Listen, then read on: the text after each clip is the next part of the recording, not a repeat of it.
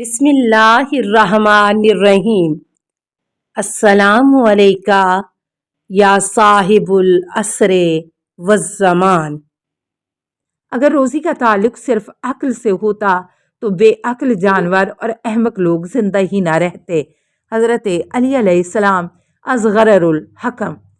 کسی کو رزق کا دیر یا مشکل سے پہنچنا اس کو ناجائز حرام رزق کمانے پر آمادہ نہیں کرے، کیونکہ جو کچھ خدا کے پاس ہے یعنی خدا کے خاص انعامات ان کو صرف اور صرف خدا کی اطاعت ہی سے حاصل کیا جا سکتا ہے۔ جناب رسول خدا صلی اللہ علیہ وسلم پر وحی بذریعہ جبرائیل علیہ السلام از بہار جلد 70۔ روزی کمانے میں میانہ روی سے کام لو، کیونکہ نہ تو بے حد سخت کوششیں کرو اور نہ سستی کرو۔ اس لیے ضروری نہیں کہ مال کی تلاش میں ہر وقت مصروف رہنے والا کامیاب ہو جائے اور اعتدال سے کام لینے والا محتاج رہ جائے۔ حضرت علی علیہ السلام کی وصیت امام حسن علیہ السلام کو از بہار جلد 77۔ دنیا میں جو مل جائے اسے لے لو، جو تم سے منہ پھیر لے تم بھی اس سے منہ پھیر لو۔ اگر ایسا نہیں کر سکتے تو پھر میانہ روی سے اس کو حاصل کرنے کی کوشش کرو اور اچھے طریقے سے اس کو کماؤ۔ حضرت علی علیہ السلام از بہار جلد 103۔ دنیا آنی جانی ہے، اس لیے اس سے اپنا حصہ اچھے حلال طریقے سے میانہ روی سے حاصل کرو۔ غلط حرام طریقے نہ اپناؤ اور نہ بے حد سخت محنت کرو۔ رزق کو حاصل کرنے کے لیے کوشش کرنا سنت رسول صلی اللہ علیہ وآلہ وسلم اور روزی کو اچھے حلال طریقوں اور میانہ روی سے کمانا پاک دامنی ہے۔ پاک دامنی یعنی صرف حلال سے کمانا رزق کو پلٹا نہیں دیتا اور لالچ رزق کو اپنی طرف کھینچ نہیں لاتی، کیونکہ رزق تقسیم ہو چکا ہے اور لالچ کرنا گناہ ہے۔ حضرت علی علیہ السلام از بہار 78۔ تمہارا روزی کے لیے کام کرنا اس آدمی سے زیادہ ہونا چاہیے جو سستی کر کے اپنا رزق ضائع کر دیتا ہے، مگر تمہاری روزی کے لیے کوشش اس سے کم ہونی چاہیے جو لالچ کے ذریعے روزی کماتا ہے اور وہ صرف دنیا کمانے پر مطمئن ہے، اس کو آخرت کی کوئی فکر نہیں۔ خود کو سست آدمی سے بلند کر کے اس طرح محنت سے روزی طلب کرو جیسے مومن کے لیے میانہ روی اور حلال طریقے سے روزی کمانا ضروری ہے۔ امام جعفر صادق علیہ السلام از بہار جلد 103۔ رزق بندے کو اس کی موت سے بھی زیادہ شدت سے تلاش کرتا ہے۔ جناب رسول خدا صلی اللہ علیہ وآلہ وسلم از کنز الاعمال۔ جو اللہ سے ڈرتا ہے یعنی گناہ نہیں کرتا، حرام سے نہیں کماتا، خدا خود اس کی نجات کا کام کر دیتا ہے۔ پھر خدا اس کو ایسی جگہ سے رزق دیتا ہے جہاں سے وہ سوچ بھی نہیں سکتا۔ القرآن سورہ طلاق 2۔ خدا نے مومنین کا رزق وہاں مقرر کیا ہے جہاں کا ان کو خیال بھی نہیں ہوتا۔ خدا نے یہ اس لیے کیا ہے کہ جب کسی کو اپنے رزق کے ملنے کا ذریعہ معلوم نہیں ہوتا تو وہ رزق کے لیے کثرت سے دعا کرتا ہے، اور خدا یہی چاہتا ہے۔ امام جعفر صادق علیہ السلام از بہار جلد 103۔ اگر تم خدا پر واقعی پورا بھروسہ کرتے تو خدا تم کو اسی طرح روزی عطا کرتا جس طرح پرندوں کو دیتا ہے، اور وہ صبح کو خالی پیٹ نکلتے ہیں اور شام کو بھرے پیٹ لوٹتے ہیں۔ جناب رسول خدا صلی اللہ علیہ وآلہ وسلم از کنز الاعمال۔ جو لوگ ہمارے پاس آتے ہیں اور ہماری حدیثیں سنتے ہیں، ان کو یاد کر لیتے ہیں، پھر لوگوں سے بیان کرتے ہیں، خدا خود ان کی نجات کے راستے کھول دیتا ہے اور ان کو اس جگہ سے روزی دیتا ہے جہاں سے وہ سوچ بھی نہیں سکتے۔ امام جعفر صادق علیہ السلام از تفسیر نور الثقلین جلد 5۔ زمین پر چلنے والا کوئی ایسا نہیں ہے جس کی روزی اللہ کے ذمے نہ ہو۔ القرآن سورہ ہود 6۔ اس لیے رزق کی فکر نہ کرو، صرف حلال کمانے کی کوشش کرو۔ جناب رسول خدا صلی اللہ علیہ وسلم از بہار جلد 77۔ جو اپنے رزق کی فکر کرتا رہتا ہے اس کے لیے گناہ لکھا جاتا ہے، کیونکہ وہ خدا کے وعدے پر یقین نہیں رکھتا، البتہ کوشش ضروری ہے۔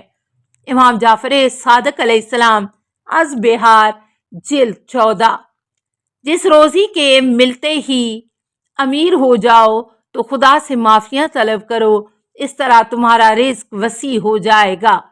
رسول خدا صلی اللہ علیہ وسلم از بہار جلد 71۔ معلوم ہوا روزی کے ملتے ہی خدا سے معافیاں مانگنے سے اور اپنی اصلاح کر لینے سے روزی بڑھ جاتی ہے۔ اپنے پالنے والے مالک سے معافیاں طلب کرو، کیونکہ وہ بخشنے والا ہے اور تم پر آسمان سے موسلا دھار بارشیں برسائے گا اور مال اولاد میں ترقی عطا فرمائے گا۔ القرآن۔ یہ ترقی بھی ہوگی اور جنت کے باغ آخرت میں ہوں گے خدا سے معافیاں مانگنے کے بدلے۔